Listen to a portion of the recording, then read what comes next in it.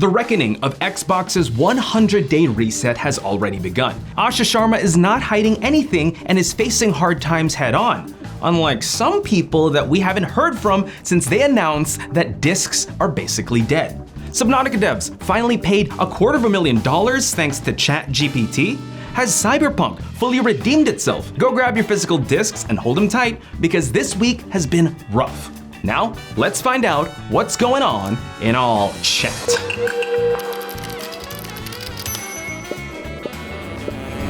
So let's talk about the reset. Xbox is cutting around 3,200 jobs, roughly 20% of the entire division, across the next fiscal year, with the first 1,600 gone immediately.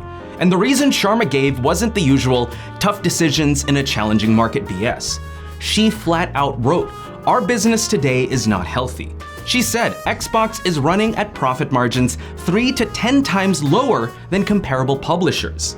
For every dollar they poured into a game studio, they got around 30% back. And I'm no mathematician here, but that is pretty bad. Every big bet Xbox made came up short. Sharma pointed at the shrinking console market, a hardware crisis made way worse by the RAM shortage jacking up component costs. And they chased two holy grails for years: Game Pass and buying every studio in sight. We do have a bit of a silver lining in all of this. 4 studios are leaving Xbox, and they're leaving 2 different ways. Compulsion Games and Double Fine are going fully independent, back to their founders, taking their IP and their backlogs, and even runway funding from Microsoft to make their next games. Tim Schafer straight up posted, once again, Double Fine will be an independent studio. Good for them, honestly. Sharma also clarified that Xbox's biggest IPs will not be cancelled, so everyone on X or Twitter, just calm down, you're getting your games. We're giving Asha her props for eating shit for something that's not even her fault. This was a market correction waiting to happen. Asha walked into a burning building, trying to put out a fire from the inside out. And to be clear, she mentioned 16 layers of management inside Xbox. That's crazy. And to pile onto this, Xbox yanked funding on IO Interactive's original game, Project Fantasy, forcing layoffs at the studio that has brought to life the 007 First Light game. It just seems like Xbox can and will kill any studio at this point. Again, here at All Chat, our hearts go out to everyone affected by this terrible, shitty situation. We'll keep you guys posted on this brutal 100-day reset. You already know Bungie got gutted. Destiny 2 is finished. Most of the team is gone. So of course, a billionaire showed up this week to explain the real problem was that there weren't enough robots. CEO of Epic Games, Tim Sweeney, responded to a Forbes report about why Destiny 2 bled money. Now, the report listed 2 reasons. 1, the insane cost of pumping out endless live service content. 2, and this matters, that when Destiny actually made money, leadership allegedly blew it on too many side projects and a giant new 200,000 square foot headquarters. Sweeney's reply? If only some newfangled technology could come along and make it possible to overcome bullet point number 1. Bullet point 1. He aimed straight at the content cost problem and said AI could have fixed it all, while stepping right over bullet point 2. The part where executives torched the profits on a mega office. Funny. Who needs a mega office, guys? Funny. Which problem the AI evangelist decided was the fixable one. And the why isn't subtle. Sweeney's been the loudest guy pushing AI in games. He's fought Steam over labeling AI content. And Epic's whole business gets more valuable the more the industry leans on this stuff. This is an all chat take. The people who lost their jobs didn't lose it because Bungie was short of chatbots. They lost it because these guys care more about impressing investors than making an actual good game. The devs were right. The game was a smash. This week it wrapped up in a settlement. Every current employee gets paid out over 3 years, including new hires.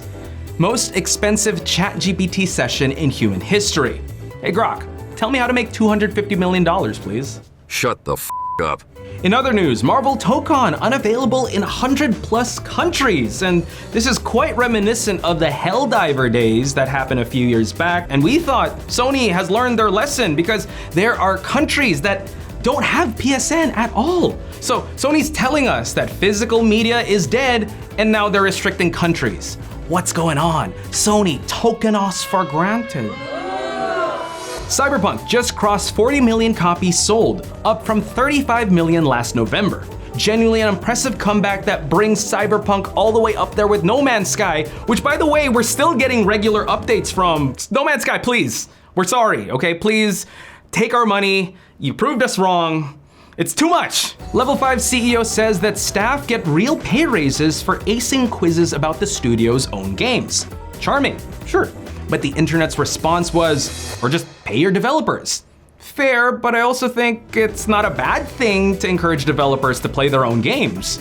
We've seen some shit shows before.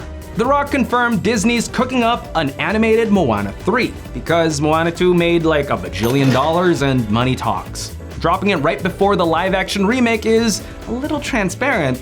Also, the live-action remake isn't doing so well, but hey, at least we get Moana 3 and it's animated, so we take what we can get. But I can imagine a future where it's Moana X and they're on to space and it's all about family, and we get a spin-off series where The Rock and Jason Statham get like a spin-off, like they do a haka dance, you get Roman Reigns in the background.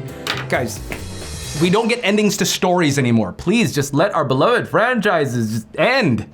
Steven Spielberg won an 11-studio bidding war for the Mandela Catalog, a viral YouTube analog horror series. Best part, creator Alex Keister, who started it at 17, is directing the movie himself. Kid made horror movies in his bedroom, and now Steven Spielberg is producing it. Hollywood is officially mining YouTube for its next big franchise, and is this the new golden age for directors? Netflix is reportedly making a live-action Persona show, turning one of the most stylized anime-as-hell franchises ever into a live-action series is questionable. Now, I don't want to jinx it, but game adaptations usually swing one way or another. And Persona is a beloved franchise for a lot of people with some pretty memorable aesthetics. Let's just hope that they actually played the game and they're not LARPers. So I gotta ask you guys, are you excited to rent your games from our PlayStation overlords? Which game studio do you think is next on the chopping block? And are you excited for the Persona series? Everyone here at allchat is actually playing Persona 5, so Netflix, do not fail us. If you haven't yet, please like and subscribe to the channel. We do this every week and cover everything from gaming, esports, and pop culture. Now that's what's going on in allchat. Now get out of here, start doom scrolling, do whatever you want. Jacking up component costs. And like I said before, Microsoft calling out Sony for their, oh sorry, one more time. And to pile on to this, Xbox yanked, which problem, sorry, okay. I don't understand what's happening with the state of the world. It's cooked, we're cooked, and we're cooked.